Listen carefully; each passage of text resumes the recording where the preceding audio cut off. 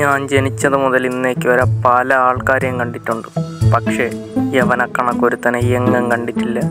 യവ ആരെയും വഴിയടക്കാൻ സമ്മതിക്കൂല. അതാണ് മെയിൻ പ്രശ്നം. ഹലോ ബ്രോ, ഈ സൊല്ലിമുക്കി പോണ വഴി എങ്ങോട്ടാ? നേരെ പോയാൽ മതി ബ്രോ. ഓ ശരി ബ്രോ. അവിടുന്ന് ഇടത്തോട്ട് പോകുമ്പോ ഒരു ആർച്ച് കാണും, അവിടുന്ന് നേരെ പോണേ. ശരി ബ്രോ.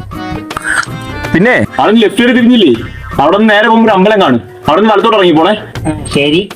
അത് കഴിഞ്ഞിട്ടേ നേരെ പോകുമ്പോ ഒരു കുളം കാണും, അവിടെ നിന്ന് ഇടത്തോട്ട് തിരിഞ്ഞ് പോവല്ലേ കേട്ടാ, നേരെ പോണ. ഇതാണ് അവൻ്റെ മെയിൻ കുഴപ്പം.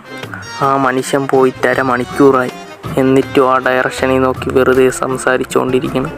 യവനെ ഞാൻ എന്ന് കണ്ടടങ്ങിയ അന്ന് തൊട്ടവ ഇങ്ങനെയാണ്. ഇതിന് വല്ല അസുഖമാണ്, പക്ഷേ ഇതിന് മെഡിക്കൽ ഫീൽഡിൽ വരുന്നില്ല. എൻ്റെ ഭഗവതി, ഇതെന്തിന് ഞാൻ കാണണ? കാണ്ട ഒരു പട്ടി, ഇനി ഇതിനെ നോക്കി വല്ലതും പറയൂ. എന്തിനാടാ പട്ടി ഓടിച്ച?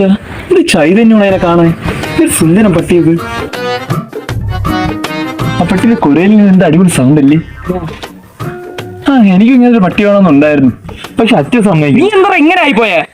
ഇവരെ ഇല്ലേ ആരെങ്കിലും അങ്ങ് പോയാൽ അങ്ങനെ അങ്ങ് സംസാരിച്ചോളാം, റേഡിയോയെ പോലെ.